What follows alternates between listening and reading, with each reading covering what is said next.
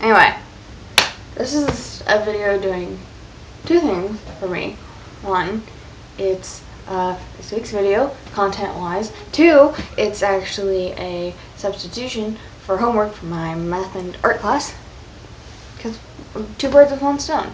And I noticed fairly recently that 3 was coming up a lot in both math and art and a little bit of like religious stuff, but we're not going to go into that.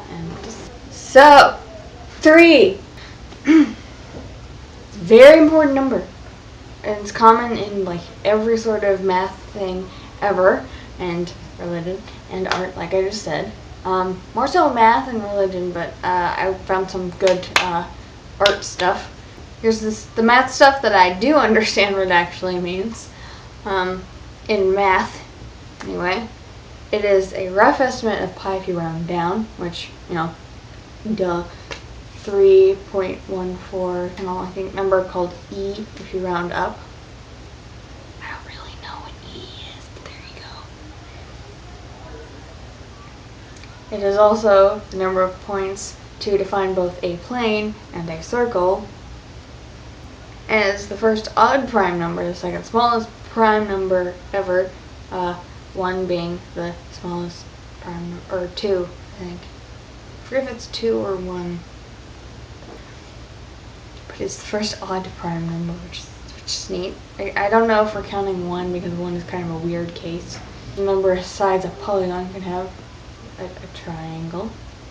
It is the fourth Fibonacci number, which, you know, Fibonacci is important because it's basically the golden ratio, which is like the building blocks of everything. So having it be the fourth number in Fibonacci, unless you count 0 elements, but having it being part of the Fibonacci sequence, very important, because the only prime that is less than a perfect square,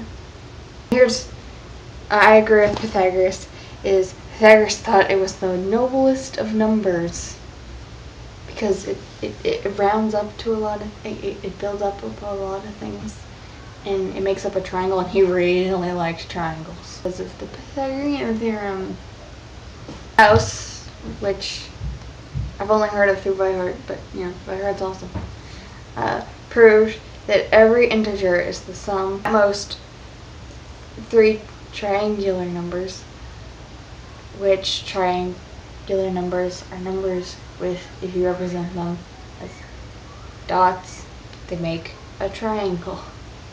Kinda duh, but now I know stuff that I kinda don't get, but I looked up on Wikipedia for fun and just to see what they were. I'll try to explain what I found in like layman's terms. The first is what is called a Fermat prime, which includes 3, 5, 17, 257, 65,537, and is defined by this. I don't know, that might mean something to you more mathematician people. It is the first this prime, which is basically just the Fermat prime, but you know, minus instead of, but subtracting instead of addition. And these two define the factorial primes, which real equation for is this, but I think it means either or. I'm not sure. Don't quote me on it. I'm not a mathematician. It is the second Lucas prime, which I don't really know what a Lucas prime is. But there you go. And it, as I mentioned before, it is the second triangular number, which are prime numbers that make triangles when you put them in formation. I forgot to mention they're prime numbers. I guess 2 kind of counts. Here's a bunch of triangular numbers. I think they're cool. It's a fun game to play. If you're not really good at like working numbers, then just do that, I guess. I don't know. Is the only number of which n, which is I think an undefined variable, like n, which n and n plus 10 and n plus 20 are prime, which makes sense because these make prime numbers, kind of. it's how I like to think about it, and more about that after I talk about 3 and art.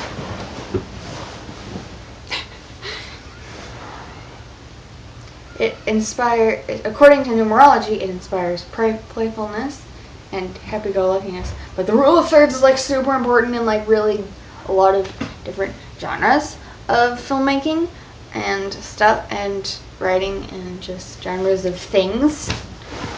And I didn't even go into like music stuff. In comedy, a joke is best when displayed. A joke is best told when it is repeated 3 times, because 2 is just like, oh, okay, that's kind of funny. The first time is like, oh, yeah, good. But it's really good if you can finish it 3 times. Or like, it's best, especially with physical comedy, like slapstick humor, definitely best. It also works in horror, at least in my head.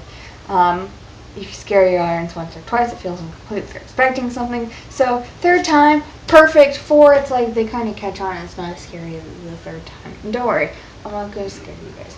I don't do that stuff. I don't like jump scares and loud screamers, so, you know.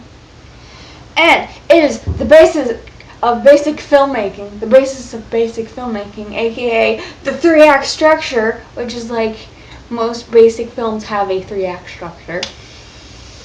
And a YouTuber called Lindsay Ellis has a really great video on like 3-act structure. But basically, it's the whole process of a story of like the rise and fall of heroism. It's a very like Western idea. It's the basic of all filmmaking and story structure. The 3-act structure, very basic. People start to catch on if you follow it a bit too linearly. But there you go. Wow. And in conclusion, and how I see it from my point of view, is that 3 makes something not a coincidence. And for me, it feels like very safe and well-structured thing, because a lot of buildings are built on triangles, and triangles have 3 sides.